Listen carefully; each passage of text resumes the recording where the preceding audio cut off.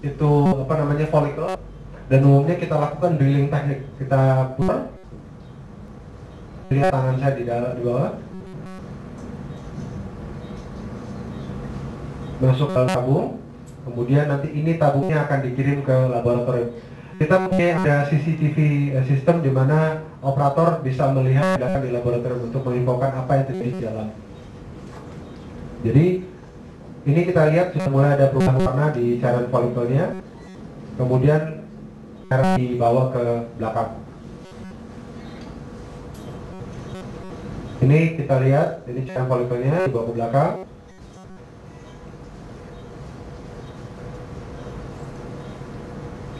Di cairan follicle-nya ada medium penghangat, dan ini lab kita.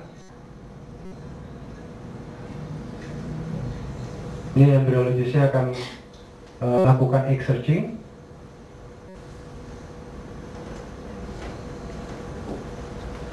Dan CCTV ini connect langsung ke monitor. Dan kalau katakanlah telur ada, mereka langsung memberi kata, ya ada satu opsi. Saya kira dulu. Kembali ke jadi kalau saya kira mengenai tindakan OVM ini tidak ada yang terlalu luar biasa, tapi dalam hal ini penting sekali untuk kita penanganan dan lihat tentang apa yang kita lakukan berkaitan dengan anatomi dan lain sebagainya. Mungkin saya embryo transfer, dan ini waktu saya hanya embryo transfer ini adalah Peter Burn dari UK, dan kebetulan sejauh saya Budi Weko waktu itu ketemu juga. Kalau Anda melakukan embryo transfer, you have to have lady and lion's hand. Jadi, kembali, lion's heart, lady's hand. Jadi Anda mesti berani, tapi tangan Anda harus gentle. Harus gentle sekali. Karena kalau kita gerasa gerusuk, kerjaan kita 2 minggu, di lab 2 setengah mati, itu nggak akan hamil dan sama sekali. Dan itu terjadi berulang-ulang. Jadi saya kira ini adalah faktor yang sangat penting sekali dan timing yang sangat penting sekali dalam tabung. Right? Nah, ini sekali lagi para embryologist, ini sangat penting sekali untuk Anda melakukan triple check. Saya, dokter, mungkin akan kenal dengan pasien, tapi embryologist belum tentu. Dia baru datang sekali, ketemu pasien, tapi kalau kita melakukan triple check nggak akan ada yang salah. Klinik di Singapura tutup hanya karena tidak melakukan ini. Kita bertanya bagaimana embrio, mana embrio kita masukkan, berapa jumlah embrionya, kemudian juga bagaimana transfer tekniknya. Kita protokol rutin kita mentransfer 3 embrio, paling banyak, paling lama sampai blastosis. Dan memang kita cenderung untuk mengarah kepada single embryo transfer, satu aja. Kenapa? Karena kita sudah terlalu banyak punya bayi embrio, bayi kembar, kita sudah terlalu banyak bayi triplet, dan ini sehat. Karena kembali tujuan kita adalah menghasilkan keluarga yang bahagia. Percuma kalau keluarganya 3 tapi anaknya prematur dan semuanya sipil. Saya kira itu hal yang sangat tidak kita inginkan. Right? Ini kenapa kita saya menunjukkan ini? Karena kita melihat dengan penurunan usia, ini akan berkaitan dengan berapa jumlah embrio kita transfer dan bagaimana kita mensikapi pasien yang akan melakukan embrio transfer tadi. Right? Waktu zamannya Louis Brown hasil dari 1 embrio 8 sel embrio. Jadi endometriumnya cuma 2 mm waktu ditransfer. Jadi sangat ideal untuk hamil, tapi belum bisa hamil. Slide. Nah kalau dilihat di Amerika ini tahun 2004 20% masih transfer embrio 4-7. Itu kenapa di Amerika sampai sekarang pun masih ada yang mom octuplet itu yang anaknya 8 segala macam, karena mereka tidak mempunyai policy yang menghambat orang untuk mentransfer embrio terlalu banyak. Kita punya policy, kita tidak mentransfer lebih dari 3 embrio. Nah kalau kita lihat di sini, kita dengan policy tidak lebih dari 3 embrio, angka keberhasilan juga cukup bagus. Kita sekitar 40% di tahun 2008. Kemudian twinsnya sekitar 18%, dan umumnya itu terjadi pada wanita yang usia 35 tahun. Dan yang short protokol juga nggak terlalu jelek-jelek banget, angka twinsnya. Jadi saya kira dengan protokol ini kita cukup comfortable. Hanya memang kita masih mendapatkan pasien-pasien dengan triplet. Ini kita nggak inginkan. Itu kenapa kita mulai berpikir bagaimana kita mengurangi ini dan kita rubah dalam bentuk policy. Right? Apa yang kita lakukan? Apa yang kita lakukan di sini adalah kalau kurang dari 30, kita transfer 2 embrio pada stability. Pada 30 ke atas, kita transfer 3 embrio.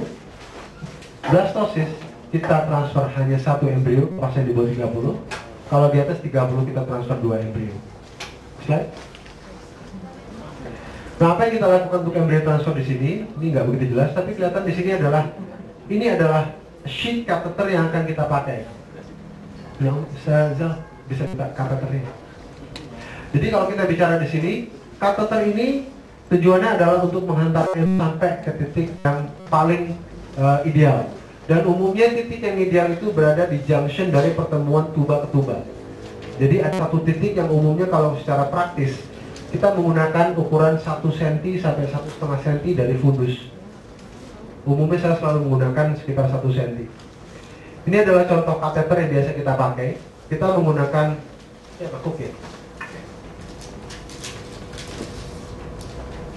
Jadi ini adalah 2 set. Ini yang untuk guidance-nya. Ini semi rigid, dimana kita mempunyai stopper. Ini ada stoppernya. Bisa tolong lampunya.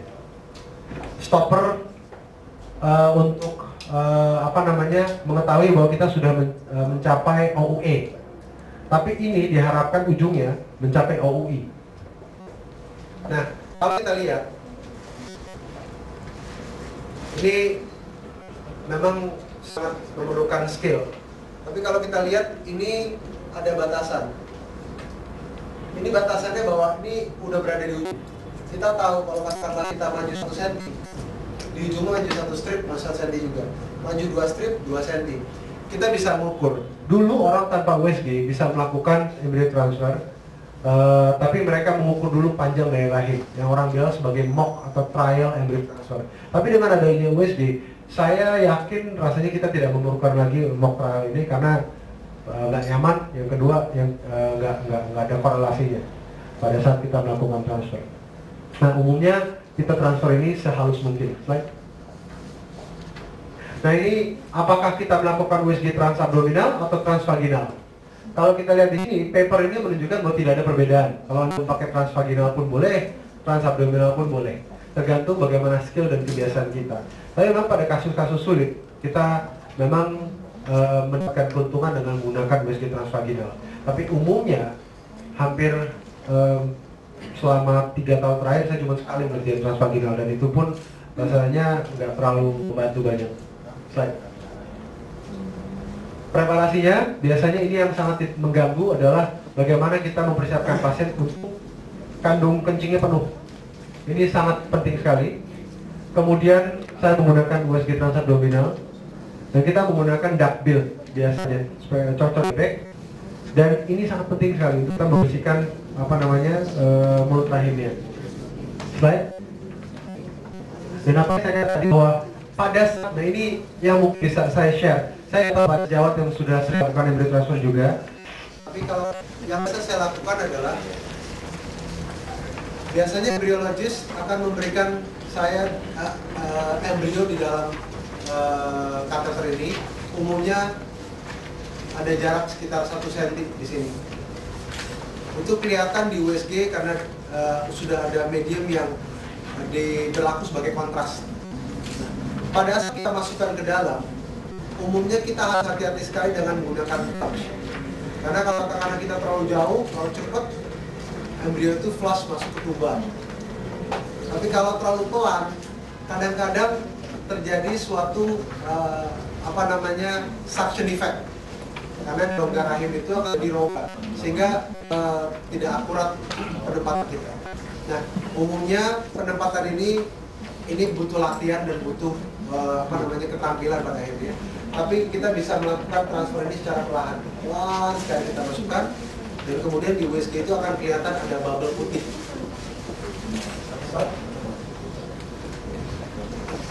Jadi saya kira waktu saya mungkin sudah habis, bahwa kita membicarakan tentang bagaimana kita membina learning curve. Learning curves ini hanya didapatkan kalau kita bisa memulai dan bagaimana kita membina kasus-kasus kita.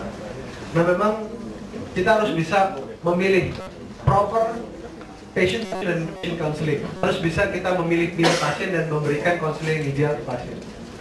Dan saya, Dr. Indra, Dr. Taufik, Dr. Irham juga di sini, kami berusaha untuk bagaimana kita membina kerjasama ini untuk saling membina partnership supaya kita bisa menambah jumlah pasien bayi tabung yang ada di Indonesia. Dan tentu dalam hal ini kita sebagai klinisi sejawatan kita akan saling terus berkomunikasi. Tapi tentu learning curve ini harus kita ada suatu training yang akan kita terapkan. Dan mungkin Pak Helmi akan menjelaskan sedikit apa bentuk training yang ada, karena Pak Helmi dalam hal ini sebagai pimpinan atau kepala unit dari klinik Morula pimpinan dari klinik Morula IVF, beliau akan menjelaskan bentuk training apa yang beliau bisa persiapkan untuk para sejawat. Saya kira mungkin itu yang bisa saya sampaikan.